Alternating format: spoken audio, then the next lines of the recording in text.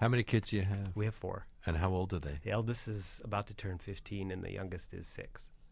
You're Jewish, so why was it a matter of concern when you had to think about whether your sons would be circumcised?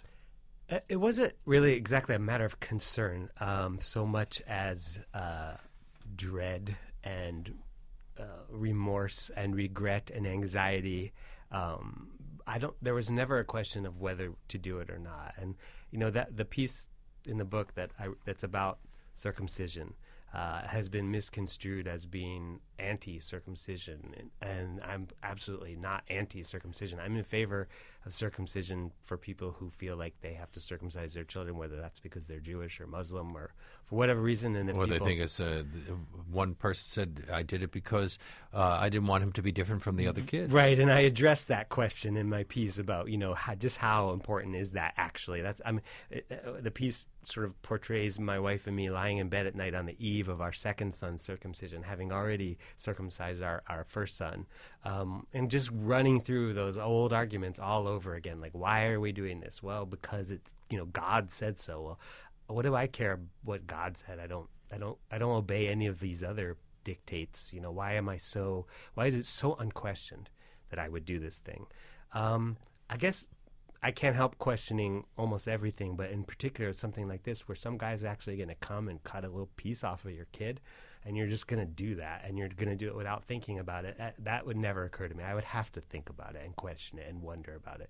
And ultimately what I conclude is certainly not to condemn the practice or to say people should do it or should not do it, but simply if you do it, you have to acknowledge what you're doing. You have to recognize that what you're doing is a kind of mutilation. There's no other word for it.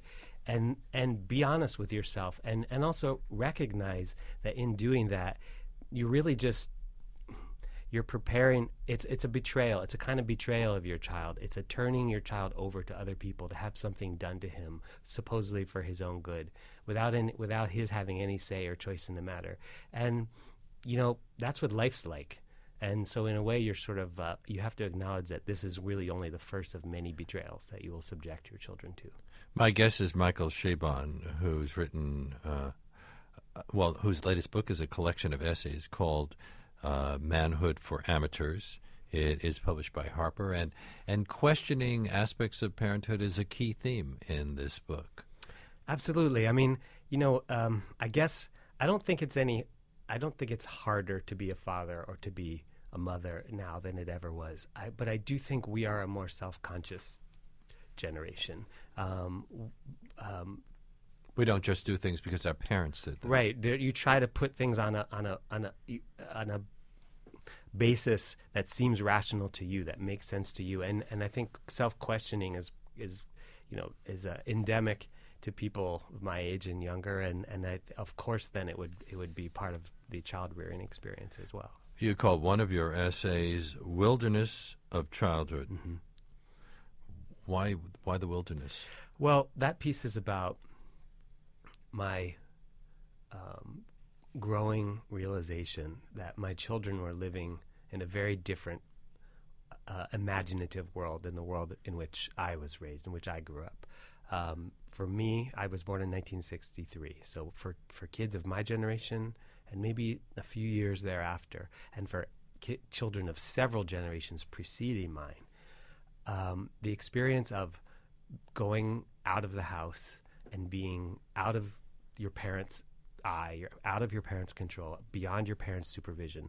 Not only that, but being beyond the supervision of other adults at all, and of living and playing in a world constituted entirely by children, controlled by children, legislated by children, in which children's lore and children's games and also all of the sort of dark stuff that kids can get up to was just a part of your daily routine, your daily life. And during summer, when there's no school, could last all day long, walking out the door saying goodbye, Mom, and not coming back till dinner time. That just does not exist anymore. Your children are being deprived of that freedom? Yes, absolutely. Deprived, denied it, and now, it's not even possible anymore, because if you do send your children, if you were to say, okay, kids, go on outside and play, see you at dinner time, there's nobody out there to play with. So, I mean, that world has vanished. On the other hand, parents are expected to get involved with children's culture a lot more, and you have a piece on Captain Underpants and also on the movie Toy Story. And I was wondering now that Toy Story 3 is coming out, whether this is still an issue or if the kids grown past that. I mean, I love the Toy Story movies, and I think they're classic films. The issue there for me with Toy Story is just the way there's a character named Sid in that first film who's presented as the bad boy. He's evil. He's psychotic. You know, he's named Sid in a way as an homage to Sid Vicious, maybe. I don't know. And the way that you know he's so crazy and bad and evil is because he plays with his toys wrong. And he puts his wrestler doll in a dress, and he puts a doll head on a erector set octopus body. And it's that idea of a right way and a wrong way to play, that children's play is so determined now, so mediated by adults and controlled by adults. And not only that, but stuff that used to belong exclusively to children, like sick humor, gross humor, talking about poop and stuff like that, is now not only do adults engage in that, but they actually market it and package it and sell it back to parents and children. And that seems wrong to me. It just feels wrong. Well, discouraging a kid to use his imagination has to be wrong. Well, and not only discouraging... I mean, it was like those teachers I had who would say to the kid who was painting an orange sky, no, the sky is blue. And my thought was, hey, his orange sky looks great.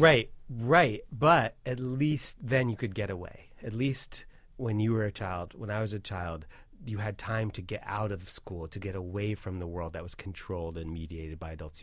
There were escape zones, there were free areas, and those areas have been closed down. And all kids, like sandlot baseball, what's that? I mean, kids just don't get up games of ball like that, like they used to. It's all Little League now with rules and referees and adult supervision.